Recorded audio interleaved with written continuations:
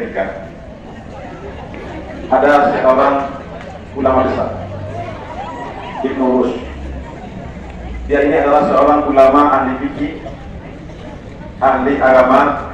Dia ahli itu maksudnya ahli ibadah. Ya. Suatu ketika dia pergi belajar, diperintahkan oleh bapaknya untuk belajar kepada salah seorang guru. Karena dia dasarnya pemalas, maka dia ikuti perintah orang tuanya. Dia sampai ke tempat gurunya. Di sana dia tidak belajar, malah main-main, dan dia bosan dan sering cabut. Sehingga ketika itu gurunya bosan dan bahkan gurunya mengusir. Karena kemalasannya dan karena dia tidak konsentrasi untuk belajar, lalu dia pergi.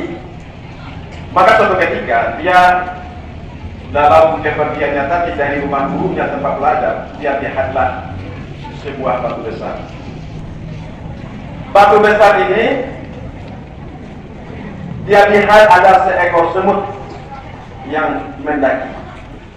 Batu besar itu didaki oleh seekor semut. Maka semut itu setiap dia mendaki jatuh, setiap mendaki jatuh, setiap mendaki jatuh. Dan berulang-ulang dia mendaki, kemudian dia terus-terus mendaki, akhirnya dia sampai ke atas. Maka selanjutnya dia terus berjalan. Maka suatu ketika ada hari hujan.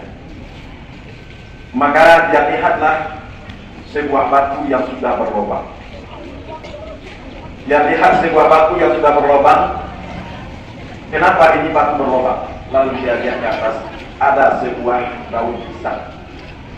Yang di saat itu ada tetesan air ke arah batu.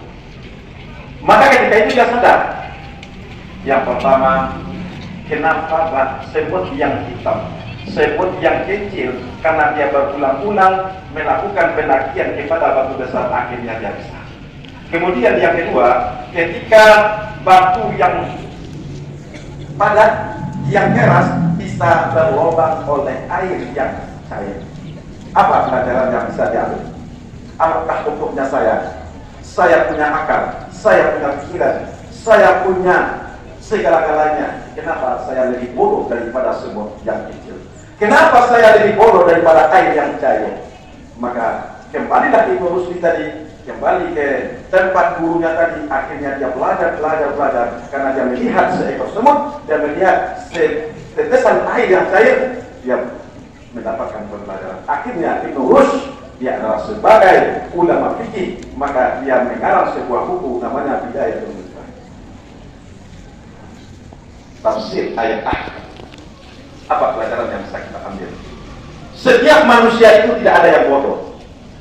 Cuma kebodohan itu disebabkan karena kelalaian. Kelalaian itu disebabkan karena kurang memahami dirinya.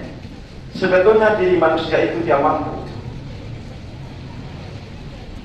Sebagaimana kata Allah SWT mengatakan, laqad khalaqnal insana fi ahsani taqwim. Kami jadikan manusia sebaik-baik pembentukan, penciptaan, kemampuan, potensi yang ada pada manusia.